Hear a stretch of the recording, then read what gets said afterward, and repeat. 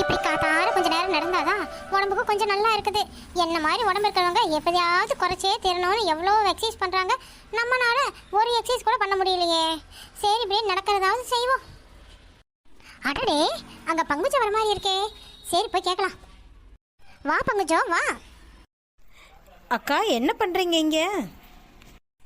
இல்லை பங்குஜம், உடம்பு குறையிறது நடந்துட்டு இருக்கேன். அது சரிக்கா, நட்ட வழியே இந்த 2 மாசமாவே ஆளை காணமே, எங்கே போனா அப்படி? ஆமாண்டி, அன்னைக்கு சுய உதவி குழுவில் லோன் வாங்கிட்டு போனவதான் இந்த மட்டும் வரல. என்கிட்ட 4 டைம் ஃபோன் பண்ணி குழுக்கு காசை அனுப்புறேங்க்கா, கட்டிடுங்க நீங்கள் சேர்த்தின்னு அப்படி. அதுக்கப்புறம் நானும் ஆளையே பார்க்கல. என்னமோ நாத்து கல்யாணத்தை 2 மாசத்துலேயே நேரத்திலேன்னு சொல்லிட்டு போனா அப்படி. இந்த கல்யாணத்துக்கு ஒரு அழைப்பும் வரல, ஒன்றும் வரல. என்னதான் பண்ணுறாங்கன்னு ஒன்றும் புரியல. சரி இத்தனை நாள் ஆளக்கானமே வீட்டுக்கு போய் பார்க்கலாமேன்னு போனடி. அன்னைக்குன்னு பார்த்து வீடு போட்டுட்டு எங்கேயோ போயிட்டாங்க எல்லாரும். சரி நானும் விட்டுட்டேன். ஆனால் ஒன்றுடி, நட்டுவை நம்மளை பார்க்காம இருக்க மாட்டா. எந்த விஷயம் வேணாலும் நம்ம கிட்ட சொல்லிடுவாளே. என்ன ஆச்சுன்னு தெரியல. சரி பார்ப்போம், ஃபோன் பண்ணியாவது பார்க்கணும்டி. அக்கா அதுவும் பாருங்கக்கா, நட்ட வழியே வந்து நிற்கிற அப்படி.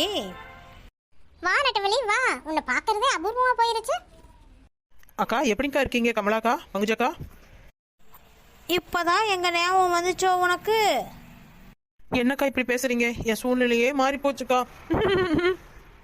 சரி சரி விடு நட்டவழி, எதுக்கு பழுகுற? முதல்ல கண்ணத்தோட. என்னாச்சு நட்டவழி, எங்களை பார்த்தது இப்படி அழுக ஆரம்பிச்சிட்டேன்? நாத்து கல்யாணத்தை சீராகவும் சிறப்பாகவும் நடத்திடலாம்னு சொல்லி நானும் எங்கள் வீட்டுக்காரும் எவ்வளோ பாடுபடும் தெரியுங்களாக்கா. ஆனால் அந்த அம்மா கடைசி நேரத்தில் கல்யாணத்தையே நிறுத்திட்டாங்கக்கா. என்னாச்சு நட்டவழி? சொல்லுமா. அன்னைக்கு எப்பவும் போல எல்லாரும் சந்தோஷமா தான்க்கா இருந்தோம். ஆனா சொல்லு நட்டவள்ளி சொல்லு. அப்போ ஒரு ஃபோன் வந்துச்சுக்கா. என்னங்க, இந்தாங்க காஃபி. கொண்டா நட்டவள்ளி, காஃபி ரொம்ப நல்லா இருக்குதுமா. என்னங்க இது புதுசாக சொல்றீங்க? நான் எப்பவும் போடுற மாதிரி தானே போட்டேன். என்னடா பிரகாஷ், பொண்டாட்டியை நைஸ் பிடிச்சிட்டு இருக்கிற போல இருக்கு. அதெல்லாம் ஒன்றும் இல்லைம்மா. நட்டவள்ளி, மாப்பிள்ளை வீட்டுல இருந்து ஃபோன் வந்திருக்குதுமா. இருமா பேசிட்டு என்னன்னு சொல்றேன். சரி சரி சீக்கிரம் பேசுங்க.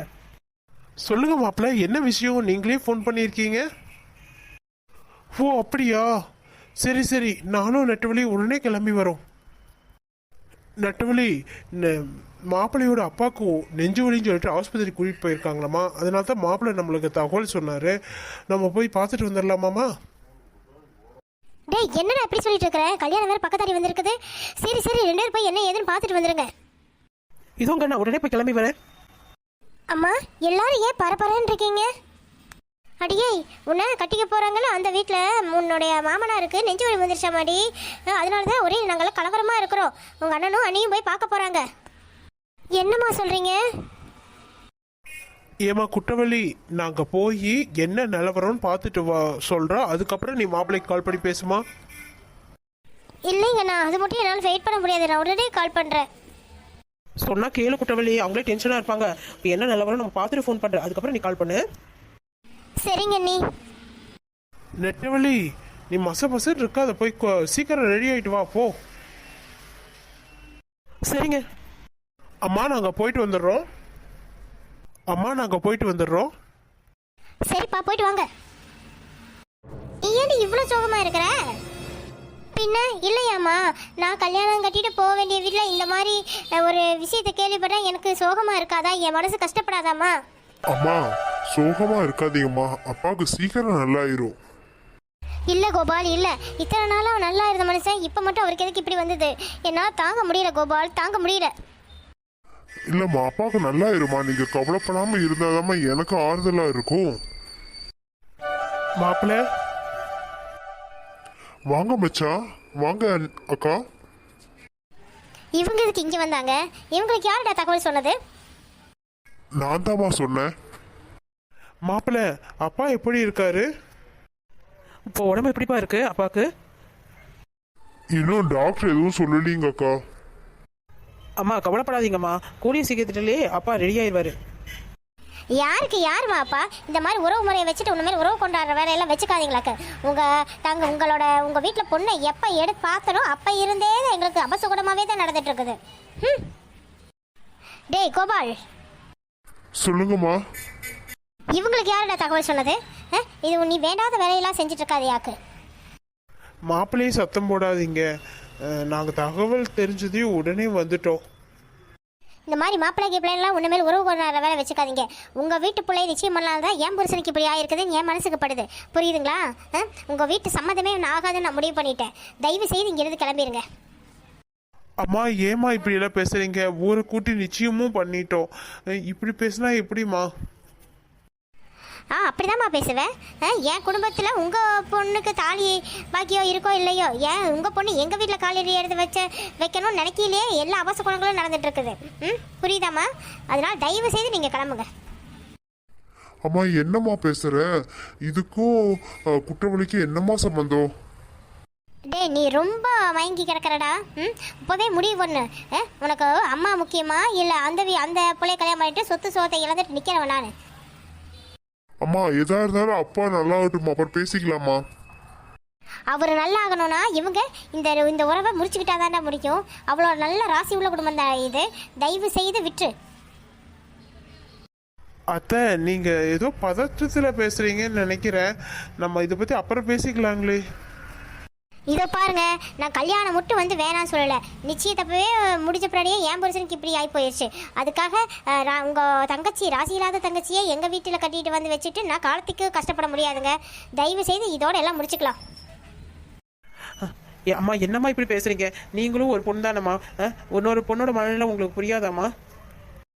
எல்லாம் புரிஞ்ச நடந்தாமா பேசிட்டு இருக்கேன். இப்போ என்ன ஆகி போயிருச்சு? நிச்சயம் மட்டும் நடந்திருக்குது, அவ்வளோதானே. நான் ஒன்றும் கல்யாணத்து அன்னைக்கு எல்லாத்தையும் ஊரை கூப்பிட்டு உங்கள் தங்கச்சி ஒன்றும் வேணான்னு சொல்லலை. இப்போவே வேணாம் தான் சொல்கிறோம். தயவு செய்து கிளம்புங்க. உங்கள் மூஞ்சியை பார்த்தாவே எனக்கு பகீர்னு இருக்குது. மாப்பிள்ள, இப்போ நீங்க கிளம்புங்க மச்சான், அப்புறம் பேசிப்போம். அது என்னடா மச்சான்ட்டு வேணான்னு இப்போவே சொல்கிறேன். நீ ஆமாங்க அம்மா சொல்றது ஒரு வகையில் நியாயமா தான் தெரியுது. என்னங்க தம்பி நீங்களே எப்படி பேசுறீங்க? குற்றவாளி உங்க மேல எவ்வளவு பெரிய வச்சிருக்கான்னு உங்களுக்கு தெரியுமில்ல? இப்போதைக்கு நான் எதுவும் பேசுறதா இல்லைங்க அக்கா. நீங்க முதல்ல வீட்டுக்கு கிளம்புங்க, அதுக்கப்புறம் மற்றதை பேசிப்போம். தயவு செய்து கிளம்புங்க. என்னங்க இவங்க இப்படி பேசுறாங்க? நம்ம கல்யாணத்துக்காக எவ்வளவு ஏற்பாடு பண்ணிட்டு இருக்கோம். குற்றவாளி இந்த விஷயத்தை எப்படிங்க தாங்குவா? சரி, அவங்களே வந்துட்டு மன கஷ்டத்தில் இருக்காங்க. நம்ம மேலும் மேலும் பேசி கஷ்டப்படுத்த வேணாம். அவங்க அப்பா எந்திரிக்கிறார், அதுக்கப்புறம் பேசிக்கலாம். வா போகலாம். டேய், உங்கள் அப்பா எந்திரிச்ச பின்னாடியே நான் இதே முடிவில் தான்டா இருப்பேன். புரியுதா? அந்த புள்ள நம்ம வீட்டுக்கு வேணான்னா வேணாம் தான். சரிம்மா, அப்பாவுக்கு நல்லாகட்டும்மா. டாக்டர் வாங்க டாக்டர், அப்பாவுக்கு இப்போ எப்படி இருக்குங்க? ஒன்றும் ப்ராப்ளம் இல்லைங்க, மைல்டு அட்டாக் தான். அதனால ஒன்றும் பிரச்சனை இல்லை. நீங்கள் போய் ரூமுக்கு போய் பாருங்க. அச்சோ, மைல்டு அட்டாக்கா? என்ன சொல்கிறீங்க டாக்டர்? ஆமாங்கம்மா, மைல்டு அட்டாக் தான் ஆகியிருக்குது. கொஞ்சம் கவனமாக பார்த்துக்கங்க. சரிங்க டாக்டர். அப்புறம் கொஞ்சம் ப்ரிஸ்கிரிப்ஷனில் மருந்துகள் எழுதி கொடுத்துட்டு வந்திருக்கேன். அது கரெக்டாக கவனமாக கொடுங்க. அப்போ தான் சீக்கிரம் நல்லாகும். Okay doctor. சரி வாங்கம்மா, உள்ளே போய் பார்ப்போம் அப்பாவை. என்னங்க, கொஞ்ச நேரத்துல எங்களை இப்படி பதற விட்டுட்டீங்களே. அன்னக்கிளி, அழுகாத அன்னக்கிளி. உன்னை பார்க்க எனக்கு ரொம்ப சோகமா இருக்குது அன்னக்கிளி. விடு அன்னக்கிளி. உடம்பு மேல அக்கறையா இருங்கன்னு சொன்ன, கேட்டீங்களா? இப்ப பாருங்க எங்க கொண்டு வந்து விட்டுச்சுன்னு. அன்னக்கிளி, அழுகாத அன்னக்கிளி. பரவாயில்ல அன்னக்கிளி, உன்னை கவனமா இருந்துட்டா போகுது. அப்பா இப்போ எப்படிப்பா இருக்கு உடம்புக்கு? பரவாயில்லப்பா. சரி, குற்றவாளி வயிற்றுலேருந்து யாரும் வரலையாப்பா? வந்தாங்கப்பா. அதெல்லாம் ஒன்றும் இல்லைங்க. வந்தாங்க, நீங்கள் ஐசியூவில் இருக்கீங்கன்னு சொல்லிட்டு அவங்க கொஞ்ச நேரம் இருந்துட்டு அப்புறம் நாங்கள் தான் போக சொன்னோம். சரி, நல்ல வேலை சொன்னீங்கப்பா. டேய், உங்கள் அப்பாவுக்கு எந்த அதிர்ச்சி தகவலையும் சொல்லாத, சரியா? நம்மளுக்குள்ளேயே இருக்கட்டும். சரிம்மா. என்ன இவ்வளோ சத்தமா பேசிட்டு இருக்கீங்க?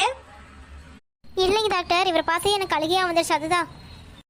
அதான் இப்போ நல்லா ஆயிட்டாரல்லம்மா, அவர் கொஞ்ச நேரம் ரெஸ்ட் எடுக்கட்டும். உங்களை சும்மா பார்த்துட்டு தான் போக சொன்னோமா, டிஸ்டர்ப் பண்ணாதீங்க. போய் வெளியே இருங்க, அவர் கொஞ்ச நேரம் ரெஸ்ட் எடுக்கட்டும். சரிங்க டாக்டர், நாங்கள் வெளியில இருக்கோம். என்னமோ 2 பேரும் குசுன்னு பேசுறாங்களே. ஏதாவது பொண்ணு வீட்டுக்கிட்ட சைடு ஏதாவது பேசியிருப்பாங்களா? எதுவுமே தெரியலையே நம்மளுக்கு. சரி, நல்லா ஆகட்டும், அப்புறம் பார்த்துப்போ. சார் உங்களை தாங்க சார். கொஞ்சம் படுத்து ரெஸ்ட் எடுங்க. அதை இதையும் நினைச்சிட்டு இருக்காதீங்க. 1000 பேத்துக்கு 1000 கவலைகள் இருக்கதான் செய்யும். அதுல முக்கியமா நம்ம அதையெல்லாம் சமாளிக்கிறதுக்கு நம்ம உடம்பு நல்லா இருக்கணும். இப்போ படுத்து ரெஸ்ட் எடுங்க சார். சரிங்க டாக்டர்.